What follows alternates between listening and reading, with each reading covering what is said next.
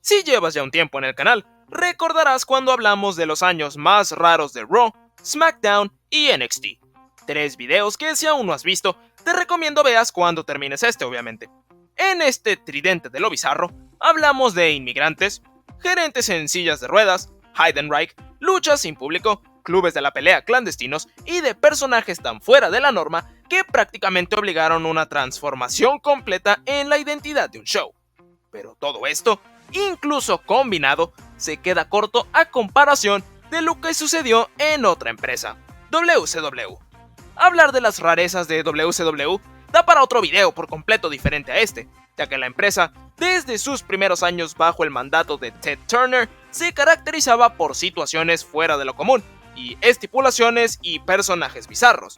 Pero cuando en la guerra de los lunes por la noche, luego de varios años de dominio, WCW comenzó a perder terreno ante la WWE, se tomaron medidas desesperadas, medidas que terminaron regalándonos lo que veremos en este video. Hoy, en F24, veremos el año más raro de WCW. Estamos a nada de completar el camino a los 5000 suscriptores, así que ¿qué estás esperando? No seas parte del 95% de las personas que ven mis videos y no están suscritos a este canal. Únete a esta comunidad. Ahora sí, comencemos con el tema. Llegamos al año de 1999. Tras 4 años de constante guerra semanal entre la WWE y WCW, la empresa de los McMahon finalmente tomaba la delantera en los ratings televisivos. Mientras que en Monday Night Raw, la nueva generación de superestrellas había sido todo un éxito, con el surgimiento masivo de luchadores como Stone Cold, The Rock, Mankind, Kane y Triple H, en WCW, la escena estelar en 1995 era muy parecida a la que se veía en 1999.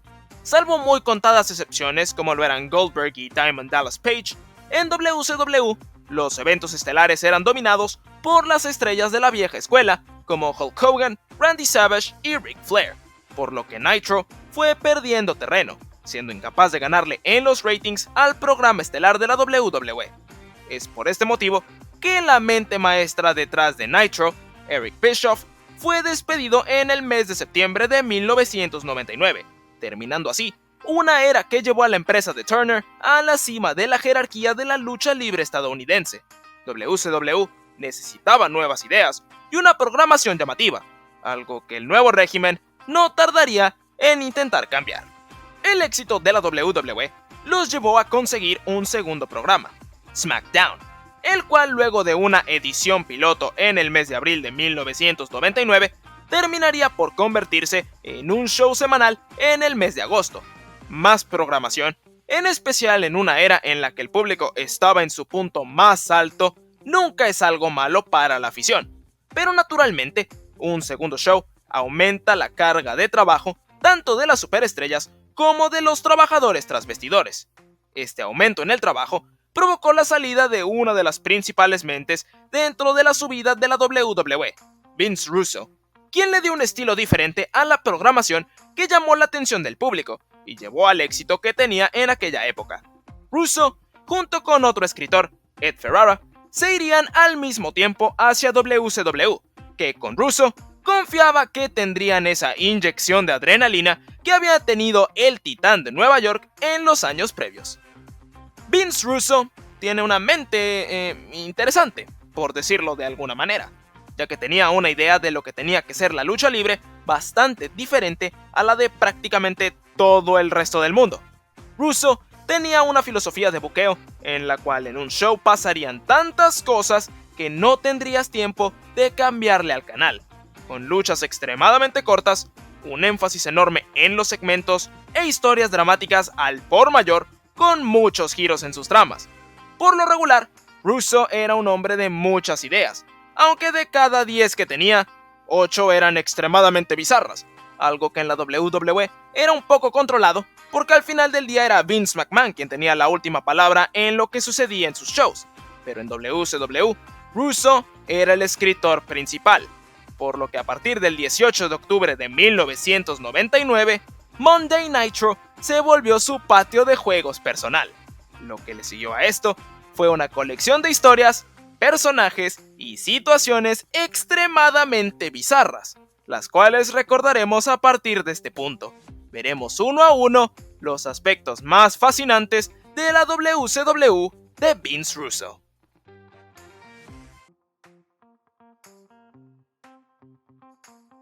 Parte importante de los shows de Vince Russo era la presencia femenina. No de una manera empoderada y a la par en importancia que los hombres, como es hoy en día en la WWE, sino todo lo contrario. Con Vince Russo a cargo, Sable se convirtió en una de las superestrellas más populares en la historia de la WWE. Pero al intentar replicar esto en WCW, Russo vio que el roster femenino de la empresa era prácticamente inexistente, salvo algunas excepciones de las que hablaremos luego en este video. Para remediar este problema, Russo encontró un roster femenino en el lugar más inesperado, ya que en 1997 las Nitro Girls salieron a la luz como una idea de Eric Bischoff, quien buscaba conseguir un ambiente parecido al que producían los equipos de porristas en algunos eventos deportivos. Las Nitro Girls eran lideradas por Kimberly Page, quien salió del grupo en noviembre de 1999 para involucrarse en otras historias, con su entonces esposo Diamond Dallas Page y con David Flair, por lo que la falta de liderazgo llevó a que las porristas comenzaran a tener peleas entre ellas. Ninguna estaba entrenada para ser luchadora, pero Russo quería ratings, por lo que éstas irían al ring para competir y resolver sus problemas. Para principios del 2000, el grupo se disolvió por completo, manteniéndose algunas de las integrantes en la empresa con otros personajes, haciéndose una carrera en la industria algunas de ellas, como las ahora Salón de la Fama, Stacy Keibler y la Reina Sharmell.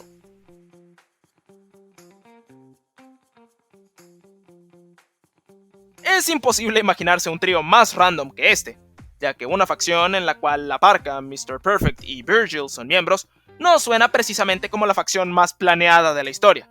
Pero justo esto fue lo que sucedió a finales de 1999. Curt Hennig era parte de la vieja guardia a la que Russo quería poco a poco alejar de los cuadriláteros, por lo que en todas sus peleas estaría su carrera en juego, algo parecido a lo que Mr. McMahon haría con Ric Flair en la WWE en el 2008. Hennig terminaría perdiendo ante Buff Bagwell en Mayhem, por lo que se terminaría retirando del ring, hasta que obviamente, siendo esto lucha libre, Hennig regresaría aliándose con Russo. El caso de Virgil es bastante curioso. Conocido como Vincent en WCW, él fue el último miembro de la NWO antes de su desaparición, comenzando a usar el nombre Curly Bill en el ring, hasta que Russo lo reclutó cambiándole el nombre a Shane y usándolo como guardaespaldas. El otro guardaespaldas era La Parka, uno de los pocos luchadores mexicanos que encontraron un poco de éxito en el régimen de Russo, quien tras un heel turn se convirtió en el chairman oficial de WCW. La Parka tendría un último personaje bastante curioso adentro de la empresa, ya que poco después de dejar de lado a Russo, comenzaría a hacer promos en los cuales tomaba un micrófono y una voz que obviamente no se trataba de la suya, comenzaría a hablar, por lo regular metiéndolo en severos problemas ante sus rivales. El trío saldría de la empresa en el año 2000.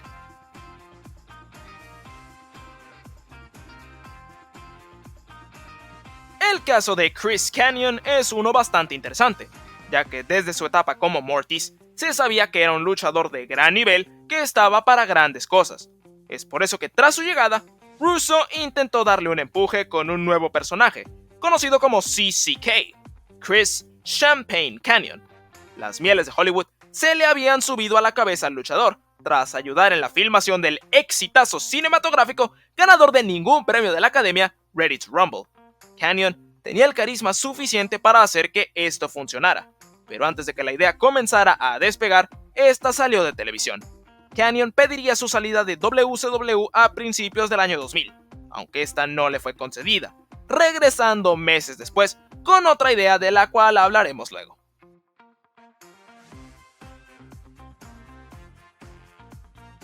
Las ideas de Vince Russo tenían muchos defectos, pero si algo le podemos aclamar al polémico escritor, es que siempre tenía algo para la mayor parte del roster. Siempre había una historia, siempre había un personaje, siempre había algo que hacer. En algunos casos, beneficiando e impulsando a algunos miembros del roster, casos de los que hablaremos en un momento, pero en otros, como lo sucedido con Chavo Guerrero, tal vez hubiera sido mejor no hacer nada. Chavo comenzó a vestirse de traje y a cargar un maletín, convirtiéndose en un vendedor de literalmente cualquier cosa que se te ocurra. usualmente teniendo éxito en estas ventas, aunque este personaje casi no se tradujo a acción en el ring, sirviendo como comedia en algunos segmentos tras bastidores. Este personaje fue abandonado a principios del año 2000.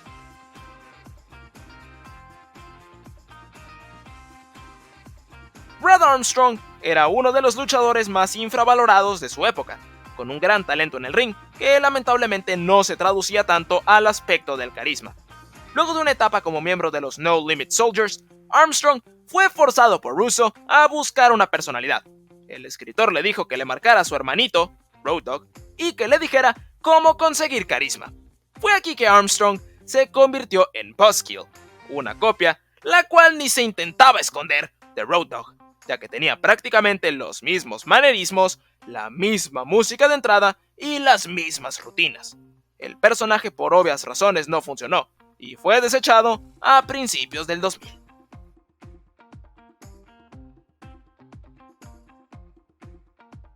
La historia del Dr. Death, Steve Williams, es una llena de what ifs, con bastantes empujes cancelados adentro de la WWE.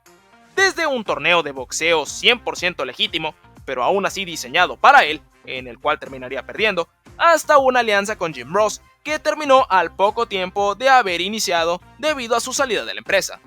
Williams fue firmado por WCW en 1999, siendo manejado en la empresa por Oklahoma, la parte más recordada de este personaje.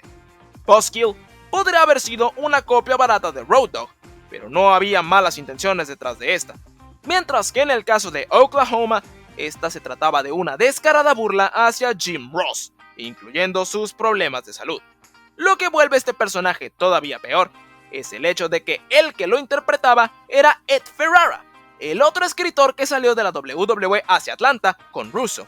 Ferrara se convertiría en una odiada figura para muchas personalidades de la lucha libre por esto. Oklahoma terminaría teniendo más éxito que Williams, cuya participación en WCW fue fugaz, aunque el manager terminaría ganando el devaluadísimo campeonato crucero de la empresa.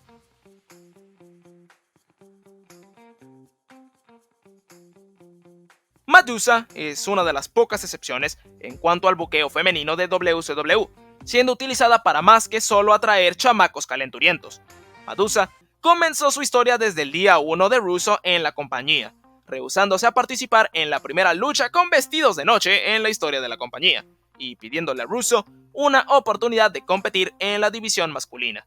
Madusa fue partícipe de un torneo para coronar al nuevo campeón mundial de WCW, aunque no lo logró ganar, eventualmente iniciando una historia con un joven talento de la división crucero, Evan Courageous, con quien iniciaría una relación en televisión, relación que terminaría en Starrcade, cuando lo derrotó para convertirse en la primera mujer en la historia en conquistar el campeonato crucero de la empresa. Toda relevancia del momento murió cuando perdió el campeonato en el mes de enero contra Oklahoma.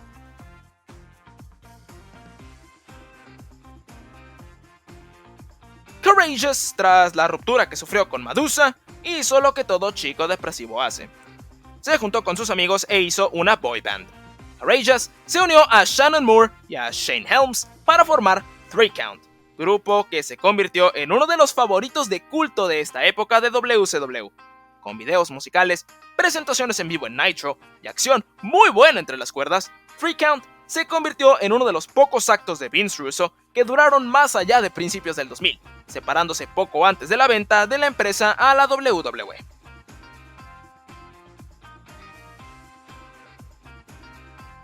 Norman Smiley se convirtió en otra de las historias de éxito de Vince Russo en WCW, ya que el escritor le dio un personaje bastante bueno al luchador. Smiley se convirtió en el maestro de los combates hardcore, aun cuando estaba completamente aterrado de estos. Screaming Norman Smiley se convirtió en la parte principal de la división hardcore de WCW, ganando el campeonato de esta y comenzando a tomar medidas cómicamente exageradas para protegerse en estos combates, saliendo a luchar en equipamiento deportivo, se hace de hockey sobre hielo o de fútbol americano. Smiley fue una de las partes más divertidas de WCW en esta época, manteniéndose con este personaje y agregándole a Ralphus incluso hasta el final de la empresa en el 2001.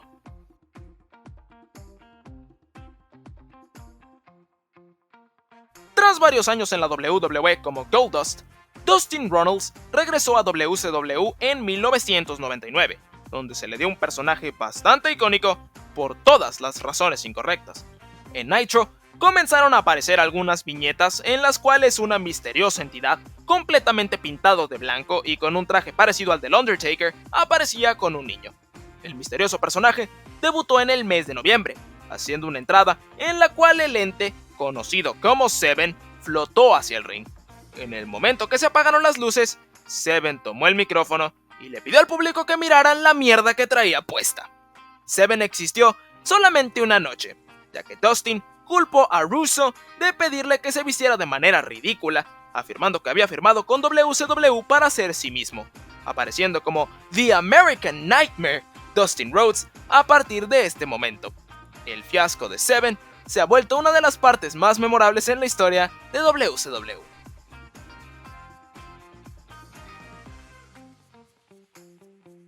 Vince Russo tuvo muchas batallas como escritor de WCW, ante las políticas tras bastidores, ante el sentido común, y la principal, ante el departamento de Standards and Practices de Turner. El departamento evitó que algunas ideas de Russo llegaran a televisión, debido a que éstas no entraban en las normas de lo que se podía transmitir en los canales de Ted Turner.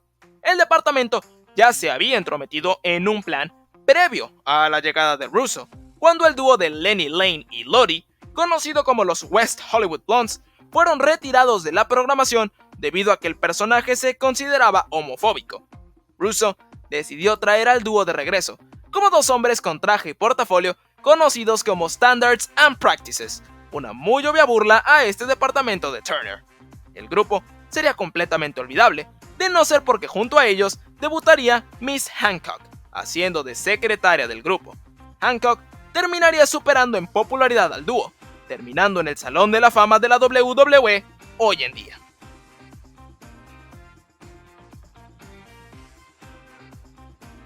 Todos estos personajes, y algunos otros, poblaron la media cartelera de WCW a lo largo de la etapa de Russo, mientras que en los eventos estelares eran las historias bizarras lo que dominaban.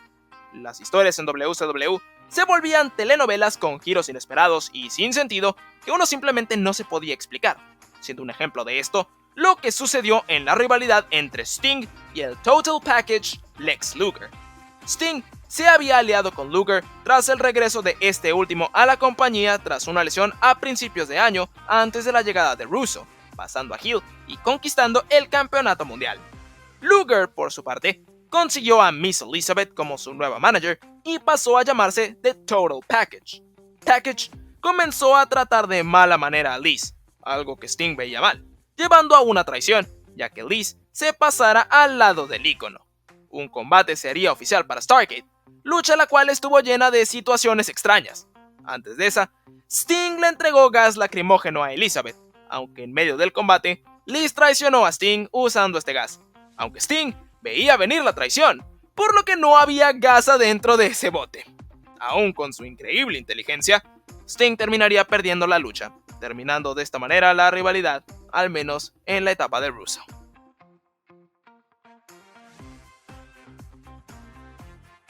Scott Hall y Kevin Nash, The Outsiders, eran dos de las más grandes atracciones en WCW a finales de 1999, y sus actitudes en televisión los volvían uno de los actos más divertidos de toda la empresa. A Hall y a Nash les valía madre lo que pasaba alrededor de ellos, simplemente se divertían y se la pasaban bien, y por consecuencia, el público también se divertía y se la pasaba bien. Scott Hall tuvo bastante éxito adentro del ring en esta etapa, al ganar el campeonato de los Estados Unidos y el de la televisión, aunque este último fue desechado por el mismo Hall al tirarlo a la basura. Después sería encontrado por Jim Duggan, quien entonces se había convertido en un conserje gracias a Vince Russo. Mientras Hall hacía todo esto, Kevin Nash mostraba su sentido del humor, ya que durante esta época se encontraba retirado. Nash consiguió una licencia de manager convirtiéndose en The Great Wizard por una semana, además de tener esa famosa promo botcheada con Sid durante estos meses.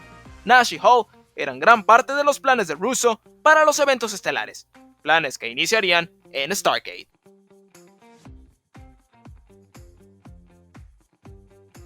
Goldberg contra Bret Hart por el campeonato de WCW sería el evento estelar de Starrcade 1999, una lucha de gran nivel con dos de las más grandes superestrellas de la compañía. Para sorpresa de todos, la construcción fue sencilla, con el Hitman y Goldberg mostrando respeto mutuo y deseos de una lucha limpia y decisiva para coronar al campeón máximo de la compañía. Siendo este un evento estelar de Vince Russo, obviamente esto no sucedió. Tras una lucha aceptable, con patada termina carreras incluida, salió al ring Roddy Piper con camiseta de referee, haciendo sonar la campana, mientras Hart tenía aplicado el Sharpshooter, dándole el triunfo de esta manera a Bret. La noche siguiente, nos dimos cuenta que todo había sido idea de Russo, ya que le había dado el plan a Piper y lo obligó a salir a pedir la campana. Bret Hart dejó vacante el campeonato, diciendo que él no quería ser el campeón de esta manera, por lo que Russo, ahora sin oficina, después de que Piper la destruyera, oficializó una revancha entre Goldberg y Hart, la cual fue ganada por Bret, quien traicionó a Goldberg ganando con ayuda de Nash, Hall y Jeff Jarrett. Vince Russo había traído de regreso a la NWO, en lo que había sido su plan maestro desde un principio.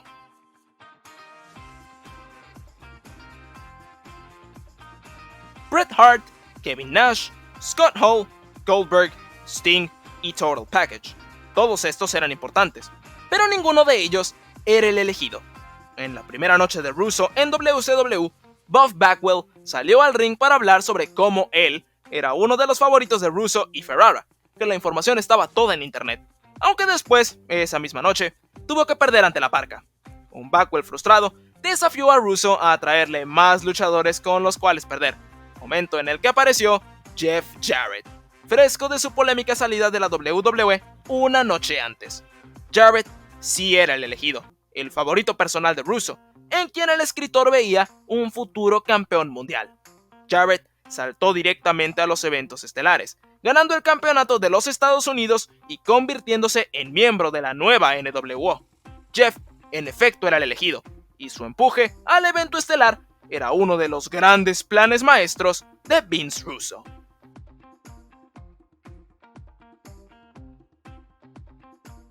Tal vez algo has notado a lo largo del video. He mencionado al mismo Vince Russo en muchas de las entradas que tienen que ver con las historias y con los personajes. Pues me complace informarte que el acto principal de Russo como escritor fue meterse a sí mismo en el show. Russo era parte importante de Nitro en esta etapa, una etapa en la cual la cuarta pared era completamente inexistente y se reconocía semanalmente en televisión que la lucha libre estaba guionizada. Russo no aparecía a cámara, solo escuchándose su voz, siendo conocido como The Powers That Be. Los poderes hicieron todo lo antes mencionado, porque al final del día era Russo el que escribió todo esto de manera genuina, buscando ratings e impacto. Estas dos cosas no llegaron, y el producto se había vuelto un desorden absoluto, con ángulos raros, giros exagerados y luchas con finales demasiado enfocados al internet, como Hulk Hogan dejándose perder en Halloween Havoc ante Sting y abandonando la programación, razón por la cual no mencionamos casi nada de Hogan en este video. Russo abandonó su puesto en enero del 2000, razón por la cual muchos de sus personajes dejaron la programación a principios de ese año, así que en efecto, todo esto que les acabo de contar sucedió en la programación de WCW en un lapso de poco menos de 3 meses. La idea que terminó con su estadía, darle el campeonato mundial a Tank Abbott en una batalla real sin previa construcción. WCW no mejoraría sin Russo, al contrario, la caída seguiría. Por lo que para el mes de abril del 2000 se decidió juntar al genio detrás de WCW y al supuesto genio detrás de la WWE, dándonos todavía más historias y personajes bizarros que veremos en una futura entrega.